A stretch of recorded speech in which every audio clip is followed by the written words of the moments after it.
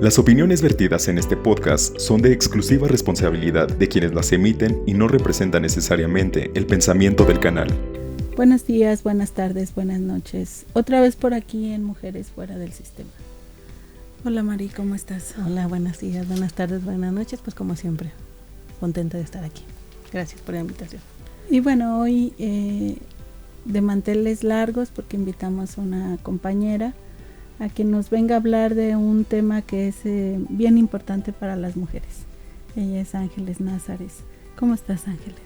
Muy bien, muchas gracias. Infinitamente agradecida con ustedes por la invitación a este programa con ese nombre tan sugerente, Mujeres Fuera del Sistema, que es una gran provocación para nosotros. Muy agradecida. Gracias. Ángeles.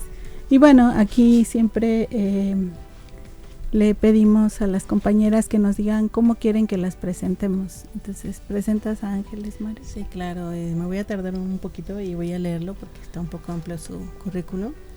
Ángeles Názares Jerónimo, licenciada en Derecho, egresada de la Facultad de Derecho y Ciencias Sociales de la Universidad Michoacana de San Nicolás de Hidalgo. Es maestra en Derecho en Orientación en Constitucional y Administrativo por la Universidad Nacional Autónoma de México. Tiene una especialidad en Políticas Públicas para la Igualdad por el Consejo Latinoamericano de Ciencias Sociales, CLACSO. Un diplomado en Construcciones Contemporáneas sobre Género, Sexualidad y Ciudadanía por la Universidad Nacional Autónoma de México y el Instituto de Liderazgo Simón de Beauvoir, AC. Diplomado en Juicio de Amparo por la Suprema Corte de Justicia de la Nación. Un diplomado internacional en Formación Política Histórica y Comunal Purépecha por el Centro Nacional Nicolaita de Estudios de los Pueblos Originarios del Instituto de Investigaciones Históricas de la Universidad Michoacana de San Nicolás de Hidalgo. Curso Derechos Humanos, Equidad de Género y Derecho Electoral, Departamento de Derecho de la Universidad Pompeu Fabra de Barcelona, España. Abogada postulante, integrante del Consejo Consultivo Institucional del Michoacano de la Mujer, diputada federal de la 61 legislatura de la Cámara de Diputados del Honorable Congreso de la Unión, presidencia de la Comisión de Equidad y Género de la 61 legislatura de la Cámara de Diputados del Congreso de la Unión, gestión de etiquetación de recursos y defendí la creación del Centro de Justicia para Mujeres en Michoacán, secretaría de la Comisión de Justicia de la 61 legislatura de la Cámara de Diputados del Congreso de la Unión, integrante de la Comisión de Gobernación de la 61 legislatura de la Cámara de Diputados del Congreso de la Unión, integrante de la Comisión de Derechos Humanos, Justicia y Políticas Carcelarias del Parlamento Latinoamericano, Parlatino, secretaría de la Subcomisión de Denuncias de la Comisión de Derechos Humanos, Justicia y Políticas Carcelarias del Parlamento Latinoamericano, Parlatino, titular del área de responsabilidades del órgano interno de control en la Procuraduría Federal del Consumidor, secretaria ejecutiva del Sistema Estatal de Seguridad Pública del Estado de Michoacán de Ocampo, consultora en materia de género, igualdad, derechos humanos y electoral, integrante del Observatorio de Participación Política de las Mujeres en Michoacán e integrante de la Red de Abogadas Feministas Digna Ochoa, representante de los Estados Unidos mexicanos en la sustentación del 7º y 8º Informe de México ante el Comité de Expertas de la Convención para la Eliminación de todas las formas de discriminación contra la mujer de las Naciones Unidas en la ciudad de Nueva York, en Estados Unidos de Norteamérica, participante en la 56 sesión de la Comisión de Condición Jurídica y Social de la Mujer de las Naciones Unidas que desarrolló el tema el empoderamiento de las mujeres rurales y su papel en la erradicación de la pobreza y el hambre, el desarrollo y los desafíos actuales. Participante en el seminario sobre el empoderamiento político de la mujer, traduciendo la participación de las mujeres en influencia y acciones decisivas, organizado por el Instituto Internacional para la Democracia y la Asistencia Electoral, IDEA Internacional, realizado en la ciudad de Accra, Ghana. Pues bienvenida. Muchas gracias. Bueno, todo eso ha hecho Ángeles a lo largo de su vida como abogada. Y antes de pasar al tema que te propusimos dialogar, siempre les preguntamos a nuestras invitadas, ¿por qué lucha Ángeles? ¿Por qué en todo este caminar que es tan amplio, ¿no? Como abogada, ¿por qué lucha Ángeles? Bueno, yo creo que primero, hace muchos años, bueno, yo soy de una comunidad indígena, soy purépecha y soy de la meseta purépecha. Primero yo creo que luché por salir de esa situación, de la situación de, pues en las condiciones que nos encontrábamos en la comunidad, sobre todo las mujeres. Después, ya que estudié Derecho, pues pasamos ya a tener una perspectiva más amplia, y finalmente el camino me llevó a que fuera presidenta de la Comisión de Equidad y Género en la Cámara de Diputados, y ahí fue donde mi vida cambió. Ahí fue cuando conocí el feminismo. Antes lo había escuchado, había oído cosas en pro, pocas, la mayoría en contra, como hasta ahorita no ha cambiado. Y bueno, pues a partir de ahí, pues me hice el firme propósito de luchar por la igualdad entre hombres y mujeres. No en esa igualdad que todo mundo confunde, y sobre todo los hombres que dicen que si quieres igualdad, pues que ahora vete parada en la combi y yo sigo sentado. Y toda la vida han estado sentados y nosotros seguimos paradas. O eso de que si ahora quieres igualdad, pues aporta económicamente a la casa, pero sigue haciendo las labores de la casa, la triple y la cuarta jornada de trabajo. Entonces, eso es lo que estamos buscando, y ahora en lo particular, el acceso a la justicia de las mujeres y las niñas. Un tema bien delicado, Ángeles, porque creo que es una gran deuda con las mujeres, ¿no te parece? Sí, claro que sí. Yo creo que pues estamos en un sistema muy patriarcal, pero yo creo que en particular el derecho lo es aún más. Yo creo que ahí todo se construyó por los hombres y para los hombres. Nunca se vio la visión de la mujer, nunca se vio la situación de la mujer, y pues se esperan conductas determinadas de las mujeres ante algún hecho delictivo, y se les juzga no como mujeres que están atravesadas por el género, sino como una persona común de la que se exige mucho, incluso en esa parte para poder acceder a la justicia, y es una parte que las mujeres se nos ha negado mucho. En este proceso que mencionas tú, yo me encontré con el feminismo, siendo diputada y estando en la Cámara de Diputados, ¿no? En una comisión que se denomina Equidad y Género, y que es de estos espacios institucionales que el movimiento ha ido exigiendo a la función pública. ¿Cómo te habitas desde ahí? ¿Por qué decidiste pensar que era como medular hablar de la opresión de las mujeres y de la desigualdad? Porque yo creo que toda esa parte la viví en mi familia, la opresión que existía de mi abuelo con mi abuela, de mi papá con mi mamá, y siempre estuve inconforme. Y siempre estuve inconforme con esa situación. A mí me mandaban, me acuerdo que a lavar los trastes, y yo no sé por qué siempre se me rompían. Entonces después ya no me mandaban, pero yo no entendía por qué me pasaba esa situación. Incluso hubo algo que me marcó mucho, que mi abuelo pues era un hombre pues ya de esos antiguos, muy machista, y él pidió que yo no le calentara las tortillas. Y yo después dije, pues, ¿por qué no querrá? Bueno, pues ya después entendí, porque yo no las calentaba bien. Y yo no las calentaba bien porque yo me cuidaba mis dedos y las manos, o sea, yo no me las quería quemar. Claro.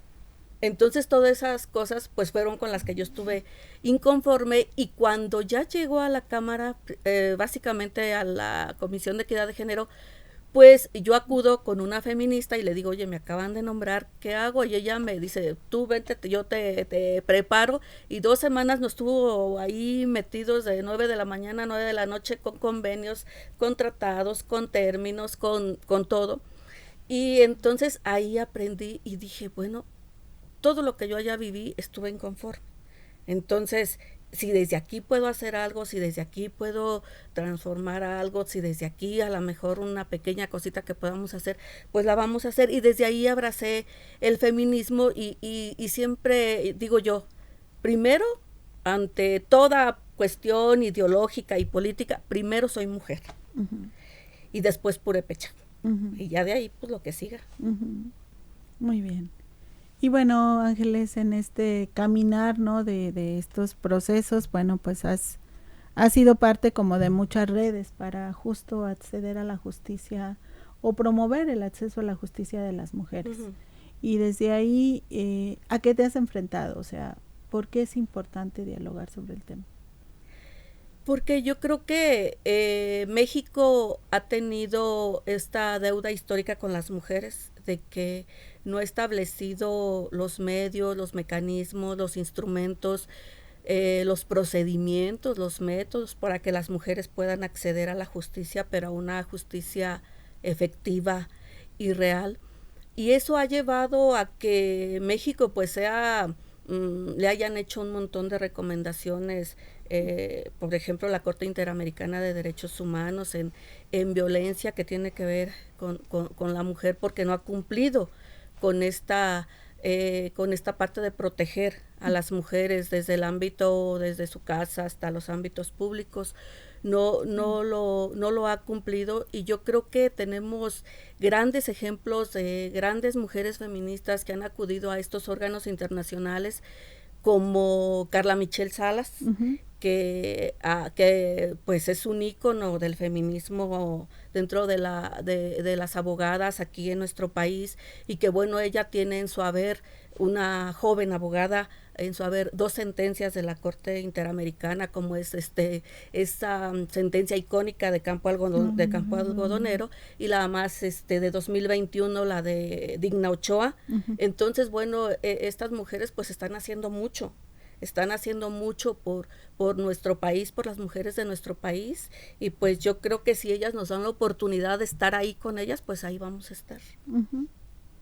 Tú mencionabas algo ahorita que te escuchaba, mientras te escuchaba. Dijiste siempre recordar que soy mujer primero y después purépecha. ¿Por qué realzar esas 2 palabras? Primero porque yo creo que a lo largo de este tiempo me he enfrentado con mujeres que no apoyan a las mujeres. Así es. Entonces, por ejemplo, les digo, el Congreso local pasado, pues tenía 65% de mujeres. De 40 diputados, tenía 25 mujeres.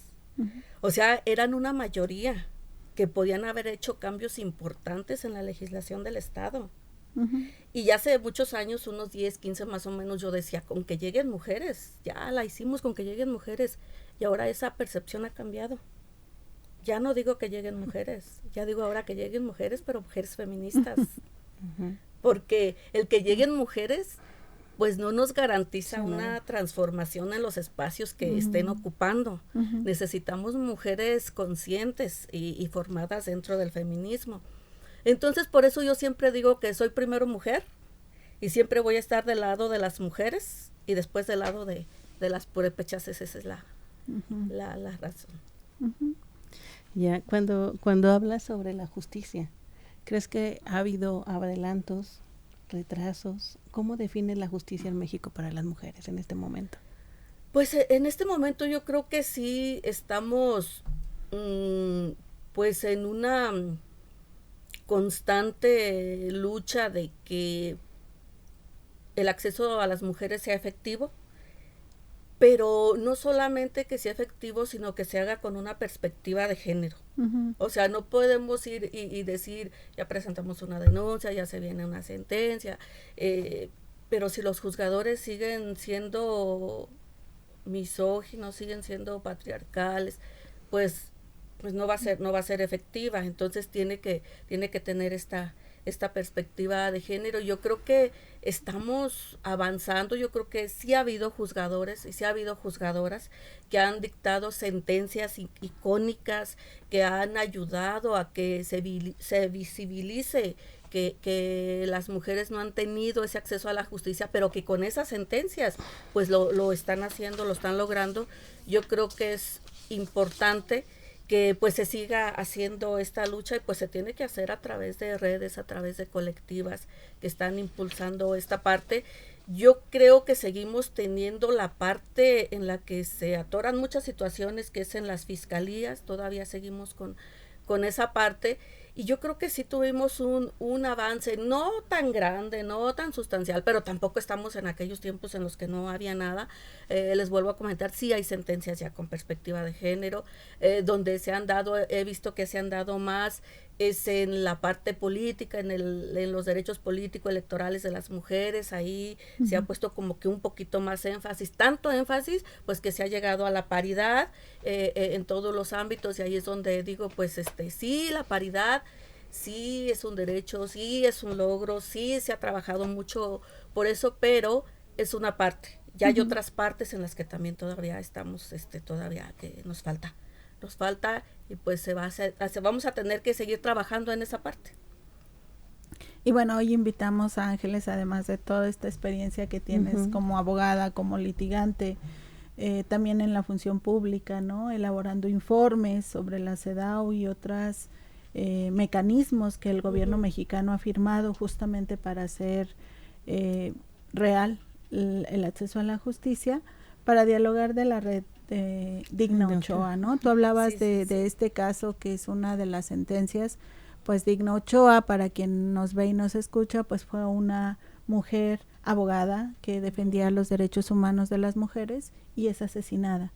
Y en la sentencia justamente todo su proceso legal lo llevan varias compañeras, pero no logran demostrar que fue un feminicidio. Y entonces se tipifica el delito como un suicidio, ¿no? Entonces, frente a que había una serie de pruebas que no se retomaron a la hora de juzgar el caso, justo porque no fueron con perspectiva de género, bueno, se da esta primera sentencia, ¿no? Bueno, la historia te la sabrás más tú, Ángeles, pero el asunto es que llega a la Corte Interamericana y ahí se demuestra que Digna Ochoa no se suicidó, sino que alguien la asesinó y que fue un feminicidio. ¿Por qué cuesta tanto trabajo esto? ¿Y qué está haciendo la red ahora de Digna Ochoa que lleva este nombre? Bueno, yo creo que estamos en lo que comentaba hace ratito, que estamos en un sistema patriarcal y más en el derecho, pero sobre todo el caso de Digna Ochoa tiene un elemento clave que yo así lo veo, y que tiene que ver que ella siempre los casos que los llevó en contra de caciques en determinados territorios, por ejemplo Guerrero, que defendió a 2 campesinos por la tala inmoderada de los bosques que se estaba dando allá, y que bueno, tenía que ver ahí un cacique y tenían que ver militares. Entonces ella también estaba defendiendo y era abogada del Ejército Zapatista, de las masacres de Acteal, de Aguas Blancas. Entonces pues bueno, eran casos que estaban que tenían como principales actores a militares. Entonces los procesos que ella llevaba pues eran en contra de militares. Y esto tiene que ver con que por eso siempre se dijo que había sido un suicidio. Y pues quienes llevaban este caso pues empezaron a investigar y dijeron no, aparte ella es defensora de derechos humanos, y aparte las defensoras y defensores de derechos humanos en nuestro país pues ahora sí que es una actividad muy difícil, muy complicada, en la que viene implicada su seguridad personal, y que tenemos una estadística alta en homicidios de defensoras y defensores de derechos humanos y de defensoras y de defensores de los bosques. Entonces, pues todo eso se engloba en que Digna Ochoa pues ahora sí que estaba trabajando mucho en contra del sistema, y pues era un estorbo, era un gran estorbo, no solo para los militares, sino también para los caciques contra los que estaba ella luchando. Entonces ahí se viene que las mismas autoridades, en lugar de hacer una investigación, pues ya no digamos con perspectiva de género, sino una investigación a profundidad real con los elementos que tiene el Estado, que debía tener el Estado, que deberían tener las procuradurías, pues realizaran una adecuada investigación. No la hicieron, pasaron varios fiscales especiales para atender este caso, y pues iban de primero fue homicidio, después lo dijeron no fue homicidio, fue ya suicidio, después suicidio simulado, y finalmente pues no se alcanzó la justicia de nuestro país, y Carla Michel, a través del Grupo de Acción por los Derechos Humanos y la Justicia Social, lo llevan a la Corte Interamericana y duran 20 años litigando el asunto. O sea que sí son muchos años. Y finalmente en noviembre de 2021 ya la Corte Interamericana emite una sentencia y pone de relieve la situación de vulnerabilidad y peligrosa en la que se encuentran las defensoras y defensores de derechos humanos en nuestro país, pero también establece una cosa importante que a mí me parece muy importante porque primero en vida Digna fue muy dañada, pero después de muerta fue también dañada, porque se metieron las investigaciones, en lugar de hacer otro tipo de investigaciones, se metieron con su vida personal. Y fue lo que ponían de relieve su vida personal, cuando eso no tiene que ver. Hablaban de situaciones que eran verdaderamente pues faltas al respeto a una persona, a la integridad de una persona y ya fallecida. Y ese fue un logro que lograron el grupo de acción, de que se reconociera en la sentencia de la Corte Interamericana esa situación que vulneró a Digna Ochoa aún después de muerta. Y bueno, ahora esta red lleva su nombre como con toda esa intención de modificar estos mecanismos que se imponen, que tienen determinados elementos de misoginia y que no se retoman mecanismos que ya existen, porque creo que eso es lo más triste, ¿no? Que cuando denuncias no se haga el debido proceso en relación a que puedes generar una carpeta con elementos desde esta perspectiva de género, ¿no? Y posteriormente, conforme vaya avanzando el proceso legal, ¿no? ¿Qué es esto para las personas que nos escuchan, Ángeles? Porque es importante desde el momento en que yo denuncio que haya una carpeta adecuada con perspectiva de género. Yo creo que eso que comentas, que desde que se presenta una denuncia y también los términos y la forma en la que se presenta la denuncia, porque el solo presentar la denuncia ya implica un gran calvario. O sea, para recibirte una denuncia pasas casi todo un día en la fiscalía, a veces ese día te la reciben, a veces no te la reciben. Entonces eso también va minando como el que las mujeres presenten denuncias. Dicen, bueno, pues es que, y la otra es la falta de investigación, que dicen, pues no pasa nada, ya fui, no pasa nada, sigo yendo y sigue no pasando nada.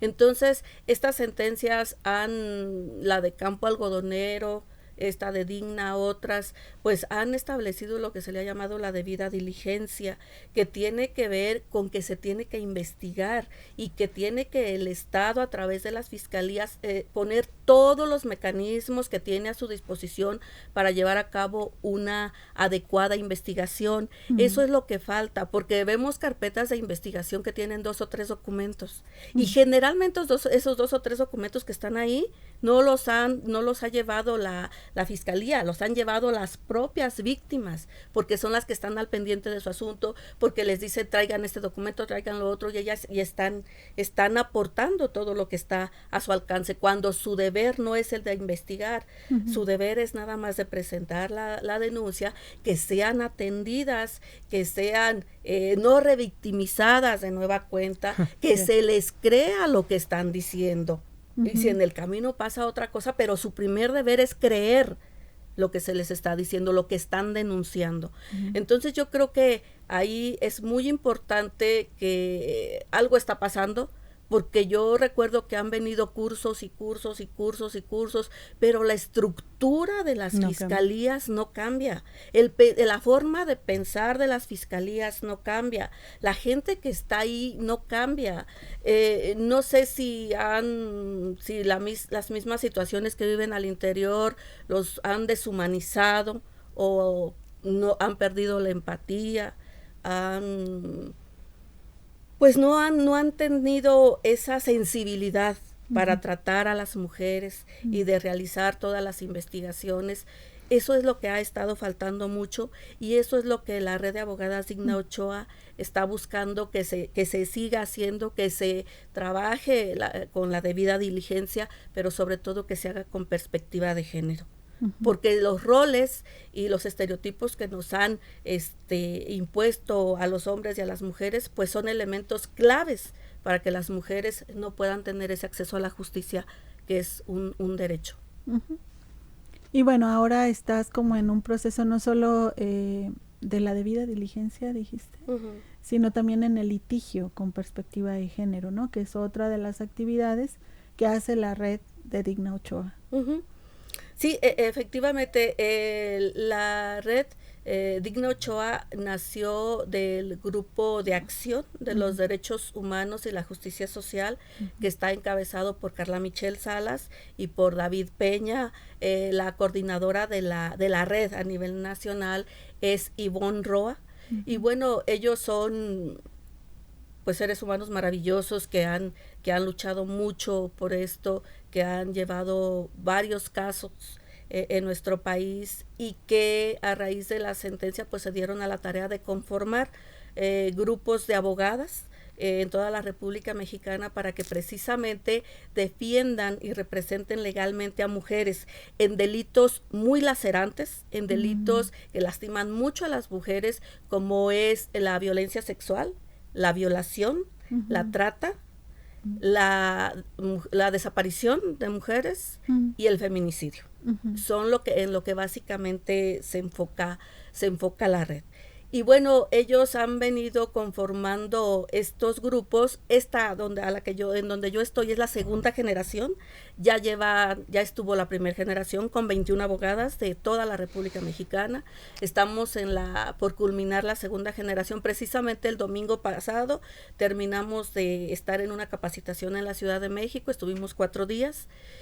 Y ellos se están conformando esta red precisamente para que las abogadas de la red Digna Ochoa representen estos casos y vayan y exijan la justicia, y que sea un derecho efectivo que las mujeres tengan de acceder a la justicia en estos delitos, y que, bueno, nuestra parte es exigir que se hagan las investigaciones con perspectiva de género, porque se han establecido muchos protocolos y se han establecido leyes y se han establecido pues recomendaciones de organismos internacionales, y parece que en México pues seguimos haciendo oídos sordos ante estas situaciones.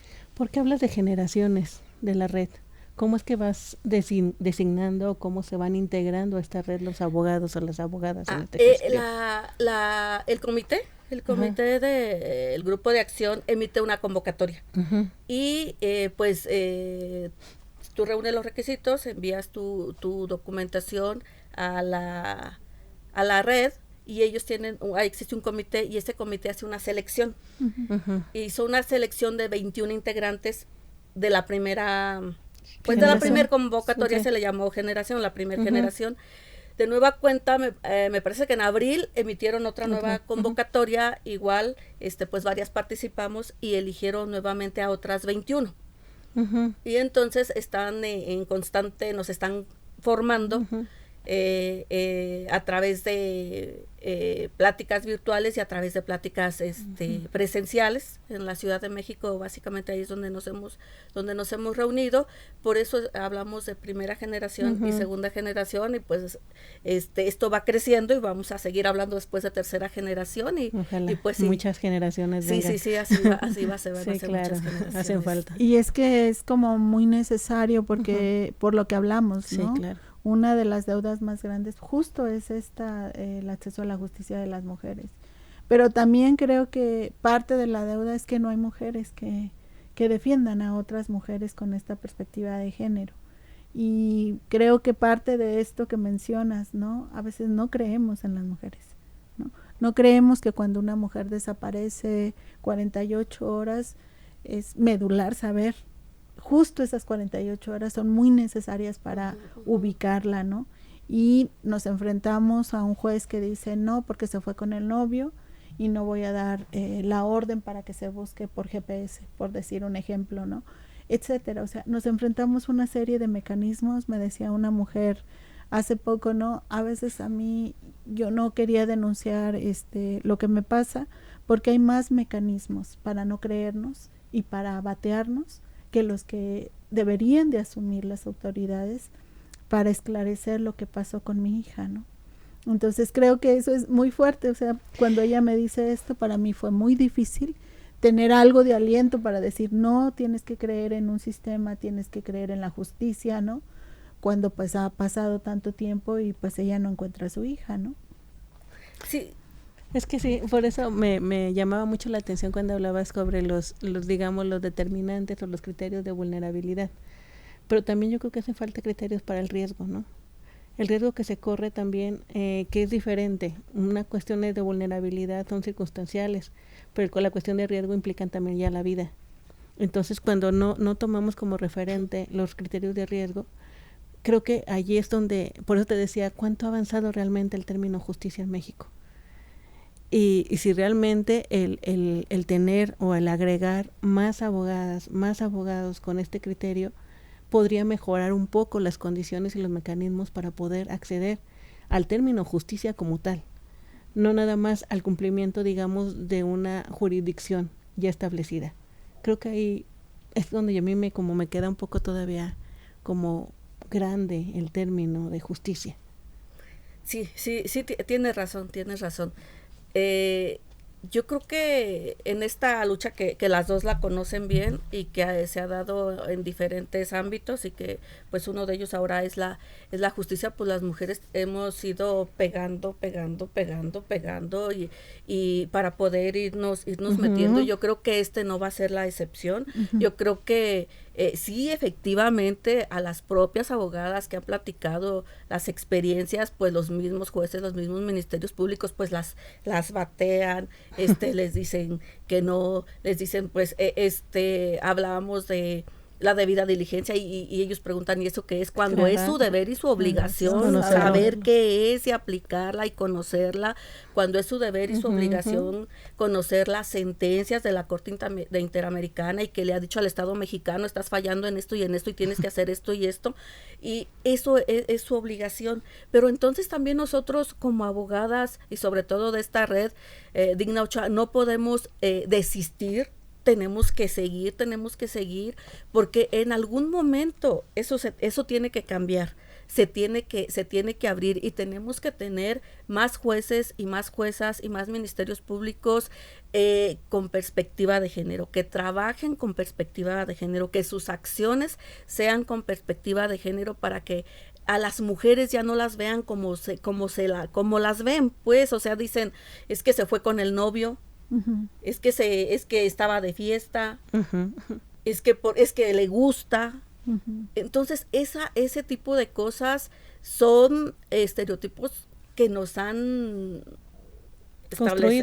construido a las mujeres, y que eso a la hora de juzgarse lo tienen que quitar. Tienen que saber cuánto es el impacto de un hecho delictivo hacia un hombre y hacia una mujer. Sí. Esa es la diferencia, es lo que tienen que hacer, porque no impacta de la misma manera. Es completamente diferente. Y a las mujeres nos tienen que dejar de exigir cómo debemos actuar ante la comisión de un delito.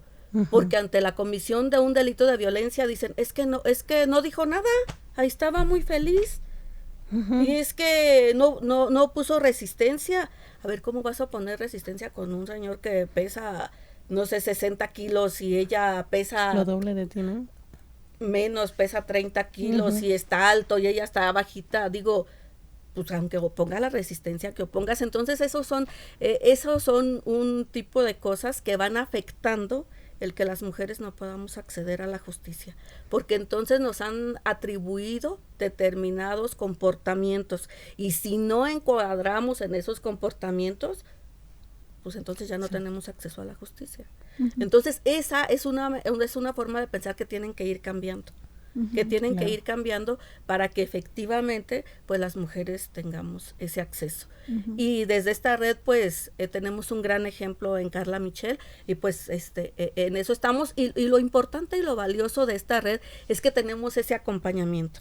Tenemos ese acompañamiento, no las muchachas de la primera generación que ya están litigando estos casos no están solas, tienen el acompañamiento no solo de la red, sino del grupo de acción, y ante cualquier situación pues también en esta parte del litigio penal no solamente es hacerlo dentro del Ministerio Público de los tribunales, sino que también tenemos los medios de comunicación y tenemos que denunciar y tenemos que evidenciar las situaciones que están pasando para que la sociedad se dé cuenta qué es lo que verdaderamente está ocurriendo y también la sociedad pues vaya transformando esa forma de pensar. Qué importante, creo que es muy importante y creo que hay último elemento que a lo mejor quisieras ahondar, que no solamente es acompañar como desde la red, sino que cada persona que va a esta red y se forma, multiplica también con otras compañeras en sus estados, para que esta red justo siga creciendo y haya más referencias de abogadas que dan este tipo de atención con perspectiva de género, ¿no? Sí, efectivamente, uno de los compromisos que adquirimos al ir y formarnos, al estar presente en estos cursos y cuando fuimos aceptadas fue que íbamos a replicar en los estados, en cada uno de nuestros estados, todos esos conocimientos que nosotros adquirimos y que se nos fueron dados, porque afortunadamente tuvimos ponentes internacionales que han estado por ejemplo, en la Corte Penal Internacional, que han estado en la Corte Interamericana, y que bueno, todo eso que afortunadamente nos dieron, pues nosotros también lo tenemos que compartir y lo tenemos que bajar a los estados, y por eso quiero aprovechar en este momento y hacer una cordial invitación a aquellas abogadas que defiendan los derechos humanos de las mujeres, que quieran representar a una mujer a una mujer o a una niña que ha sido sobreviviente de violencia, y que tengan su título, que tengan su cédula profesional, para que nos acompañen y sean parte de esta red, y que nosotros vamos a estar muy contentas y muy felices de recibirlas y establecer un gran equipo aquí en nuestro Michoacán, que tanto lo necesita. Necesitamos tener a estas mujeres.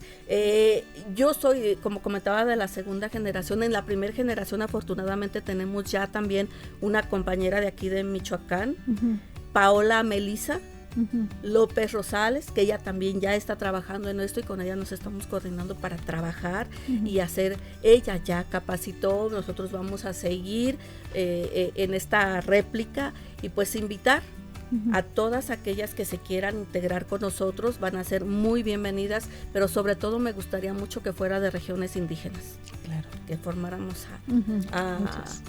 a mujeres indígenas para que estuvieran con nosotros acompañándonos. Que es otra situación de desigualdad, ¿no? Que si las que estamos aquí, que podemos ir a la fiscalía, es complicado todo el sistema, pues para una mujer que viene de la meseta purépecha, que viene de la zona oriente, que viene de la costa, ¿no? Y que es indígena, pues todavía es mucho más complicado, ¿no, Ángeles? Sí. Pues lamentablemente se nos acaba el tiempo. Me gustaría, ¿con qué cierras, Ángeles? ¿Con qué te gustaría cerrar este podcast? Pues primero quiero agradecerles infinitamente a las dos que me hayan dado la oportunidad de estar aquí con ustedes platicando, y que me hayan permitido dar a conocer en seguimiento a lo que ya hizo Melisa, lo que está trabajándose en la red de abogadas feministas Digna Ochoa, y pues únicamente dejar el mensaje de que las feministas a lo largo de muchos años han ido transformando cosas, han ido cambiando la estructura patriarcal que se nos dejó en todo sentido, y que la justicia no es la excepción, que no puede ser la excepción, que ahí tenemos que meternos. Muchas gracias, Ángeles. Mari. Pues yo nada más ratificando que de verdad sin conocimiento y sin sensibilidad sobre los temas de justicia, pues simplemente no la vamos a acceder, ¿no? Nunca. Entonces sí es importante seguir hablándolo, seguir reforzando esto, y sobre todo sensibilizándonos en el tema de la perspectiva de género en los procesos jurídicos, ¿no? Entonces es importante. Gracias por esto. Gracias. Sí, cerrar mencionando que pues las redes nos habitan, nos acompañan, nos hacen sentir que podemos ir generando justo otro mundo para las mujeres, y que en este tema tan complejo que es el acceso a la justicia, pues que haya luces como Ángeles y otras compañeras abogadas, pues es fundamental. Así es. Entonces, pues muchas gracias, Gracias, Ángeles, Ángeles. por tu voz, Gracias, Mari, y gracias al equipo del sistema que nos apoya en todo esto, y Osiris, Manuel y Betty. Muchas gracias, y esto fue Mujeres Fuera del Sistema.